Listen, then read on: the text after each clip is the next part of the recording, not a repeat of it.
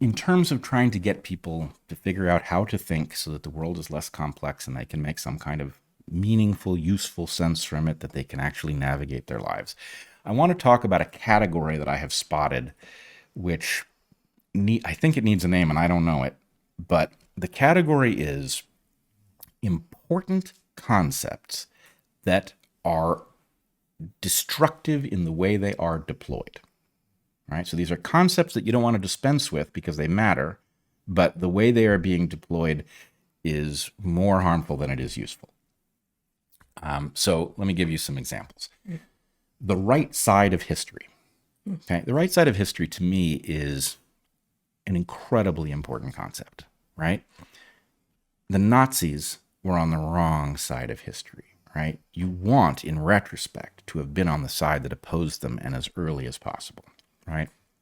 The same thing can be said for the segregationists, right? You don't want to be on the side of the segregationists or those who defended Jim Crow laws or any of these things. The right side of history is obvious in retrospect, okay? That said, declaring yourself on the right side of history is not a simply interpreted move. In other words, I certainly live my life trying to be on the side of history that will be understood to be the right side of history in retrospect. Correctly understood. Correctly understood. But saying that you're on the right side of history isn't evidence one way or the other. And we can take the example of so-called affirmative care, right? The affirmative care folks, some of them I believe to be cynical, and some of them I believe to be very confused. The confused ones... Just specify, affirmative care means that when a child declares that they are the sex that they are not, but not when they declare that they're a donut, that they are definitely the sex that they are not, and that you must affirm them in every way that you can. Right. Unless they think they're a donut, in right. which case you don't. And you don't even, the state of California is experimenting this week. I don't believe this has become law of the state of California, but they're experimenting with a law in which parents would be obligated to deliver so-called affirmative care at the indication of a child that they were not the sex that they were thought to be, which to me is the height of diabolical. But the point is, to a person truly confused about this issue, you have to make a person want aliens. Right. Enough with the psyop. Bring on the aliens. Totally. So the point is, the person who thinks that they are protecting a child who is going to be harmed by not receiving affirmative care, that person thinks they're on the right side of history, and they are certainly not. But the point is, both sides of history, one or the other of these is going to be the right side of history for certain, right? Because either these are people in desperate need of help, or you're about to maim them while thinking that you're helping them. Okay. So that's one concept. The concept is important, right side of history, but the abuse of it is very troubling and common. Second one, I would say, is you might have seen the formulation, this person is a dumb person's idea of a smart person. Now, I haven't run into this. Okay. The idea that there are people who are not smart, but their niche is to behave as people who aren't very smart will understand them to be smart. That is a particular kind of a con, right? So, I've seen faculty do it a lot. Sure. Oh, absolutely. Actually, it's an epidemic inside of the academy. There are lots of people who aren't smart who have the affectations of somebody who is deeply learned and knowledgeable. Yeah. Everything. Chalk on the elbows. Yeah, the whole thing. So there is a real thing, a dumb person's idea of a smart person. Okay. And there are probably more decent ways to put that, right? Dumb is a bit provocative, but whatever. But you will then see, on Twitter, for example, somebody will say, oh, name a person who is a dumb person's idea of a smart person, right?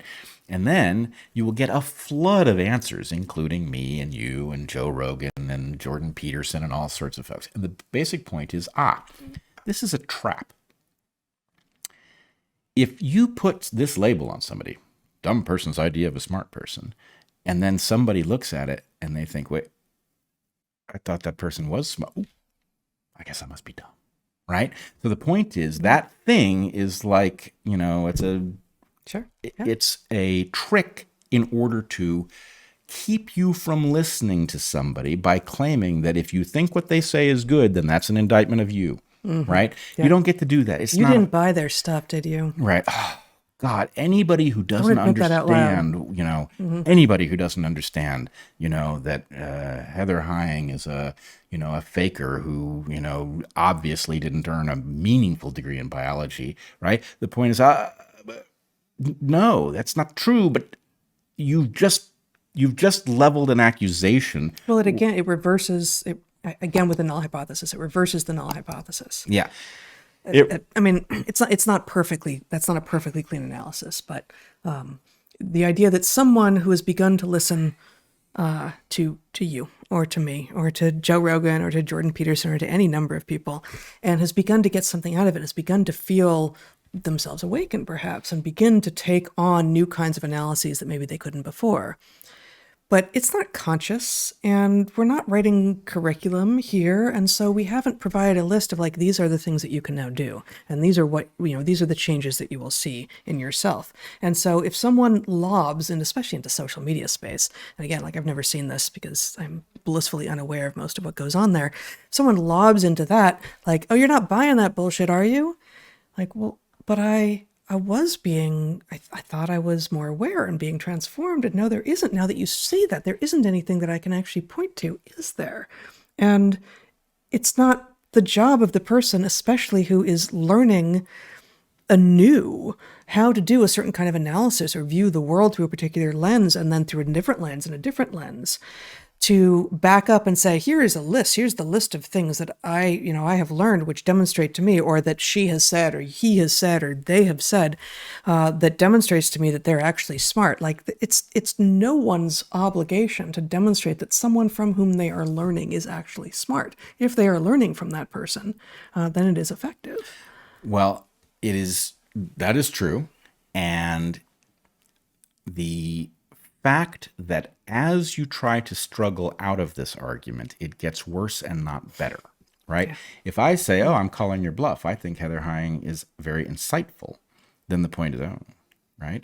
So the point is, the more you insist that this person actually is smart, the more you indict your own intellect and ability to discern, right? And so the point is, that's just logically unfair, right? That I simply disagree cannot be the argument that calls your own intellect into question, right?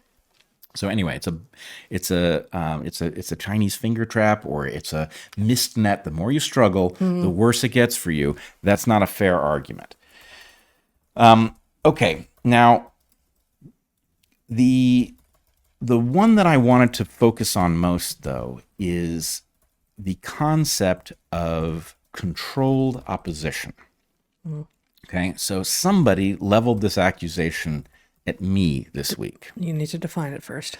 Well, that was the question. What does it mean? Okay. So controlled opposition superficially means that this person is on the correct side of the argument, but that they are actually more useful to the people on the other side of the argument because they either provide a tepid version of it, or they will reverse their position at the last minute. They will do something. So, if the CIA killed John F. Kennedy, right, and it didn't want us to know that, it might have somebody in the world of researchers who study this question who deployed part of the evidence for this, but cast doubt on other even more important evidence, or just somehow polluted the question, or turned out to have something in their history that made them unreliable, so that people who glommed onto their version of the story ended up embarrassed, whatever it was. Yep. Okay, so here's the problem.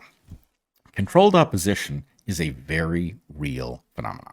Okay, sophisticated actors use controlled opposition to keep us from getting where we need to go in civilization. So it's a very important concept. You wouldn't want to live without it in this era. But as an accusation, it's diabolical. And here's the reason. So I asked, after this person accused me of being controlled opposition, I asked my Twitter followers, does that accusation imply that the person in question would be knowledgeable that they are controlled opposition, or might it be true without their awareness? Mm-hmm. There was near universal agreement that the person in question would not have to be aware, right? That you could be controlled opposition and not even know it. So now we have a meaningless term, right? Are we controlled opposition because YouTube tried to manipulate us into altering our message about COVID remedies by demonetizing our channel? I think they certainly tried to control us, but it didn't work, right? We kept doing what we were doing. So are we controlled opposition because somebody desired to control us? Or are we not controlled opposition because we resisted? In which case, when you see this accusation leveled at people, the question is, well, what are you really saying? Are you saying they're being successfully controlled? Are you saying that somebody has put them on a list on a board somewhere and decided to try to control them? It's a completely unfalsifiable, meaningless way to dismiss people who are on the correct side of an argument, which also means that it is an unfair kind of competition, to the extent that all of us are trying to put a message into the universe that we hope people will find valuable, and there's a limited amount of attention. The idea that you can just take somebody who is doing a better job of that than you are and say, oh, well, that's controlled opposition. You wouldn't want to listen to them, right? And the point is, well, it's a devastating argument. It's just that it didn't require anything of you like evidence, right? You just said the fact that that person is making sense is evidence that you shouldn't listen to them. It's like, well, because they're making sense, I shouldn't listen to them? Well, that's what controlled opposition is. They make sense, and you shouldn't listen to them because somebody else has decided it's in their interest for you to listen to this version. So the point is, it's like, it's like, dumping LSD on an argument, right? It's not going to clarify anything, right? So anyway, my point is this category I'm building are arguments or terms that are important, but where the use of them is actually highly destructive, right? And my three examples were controlled opposition, the right side of history, and a dumb person's idea of a smart person. Yep. So anyway, it's probably a much bigger category. Oh, undoubtedly a huge category. And I think, the language games are cheap and so powerful. And the return on investment is incredible. Yeah, the return on investment is huge. And, we've already talked earlier in this episode about, other ways that language is played with, from the eradication of using male and female when talking about, who's getting pregnant and who's impregnating, to, what we have to do first is to make sure that everyone understands how important and valuable vaccines are. And then all we have to do is just call anything we want a vaccine, and then we can vilify anyone who doesn't agree with it because, well, you're an anti-vaxxer. So it's not the same kind of language play, but it's similarly cheap. In the case of what is being done to the concept of vaccines, it required a decades-long investment, right, to make sure that the vast majority of us were on board. Right, that we actually agreed that yes, vaccines are a societal good, and that we appreciate that they have helped. So I don't, it's a totally open question, one that I've not really given any thought to as to whether or not what is happening now with the term was imagined at any time in the past. But it was just waiting there, easy pickings. Like, oh, well, now that we've got almost everyone on board with the concept of, the vast utility of vaccines, all we have to do is just shove a bunch of stuff into that category that isn't right. And, at some point, probably people will wake up, but hopefully it'll be a while. So I think what we are honing in on is language. Language is I've called it earlier in this podcast, the human API. Right. There is cognition. Human beings are unique in the ability to pass abstractions from one mind to the other and have them be, erected in the new mind in a reasonably complete form. How is this done? Through an absolutely miraculous process where one person literally vibrates the air molecules in some way they couldn't explain how they're doing it, and it lands in a little membrane in the ear and the side of the head of the other person and wobbles just so that precise meanings are transmitted between people who share the same code, right? That's stunning. But the point is, that thing that is exchanged, the words, the vibrations that are used to transmit them, or if it's on a written page, the organization of pigments so that people can deduce the symbols in question. Those things are not the meaning. This is a version of the map, is not the territory, right? The language that we use to explain an idea is not the idea, right? And so what you're really describing... Yeah, actually, postmodernism makes the map as the territory error. Yeah. Actually, it really is analogous. I hadn't thought of it in those terms before, but... I think it really is. Yeah. And so the idea is, look, if you have an antagonist who wants to tangle your thinking so that you become helpless, what they do is they subordinate. In fact, they disassociate from the meaning layer and they descend into the language layer, the means of exchange, and they tangle it with sophistry. They game the language so that you cannot make sense. And if you can even manage to make sense to yourself, you can't make sense to the next person because they've placed all these booby traps. And the point is, one of the rules that we need to name, to codify, has to do something with an obligation to the underlying reality where language is simply a tool used to get there. And what we should do is seek to clarify our language such that we can talk our way out of the trap we find ourselves in together, right? To the extent that the language is getting in our way and we're fighting over definitions and all of these things, the point is, all of that is beside the point. We're destroying the meaning layer while we're fighting over the language layer. And really the meaning layer, nature bats last. The meaning layer bats last, right? Our confusions about sex and gender are not going to result in a language catastrophe. They're going to result in a developmental and reproductive catastrophe. And that has to be paramount, right? We have to restore that idea that the real world exists. And although most of what we do as humans is done through the language layer, it's not what any of this is about.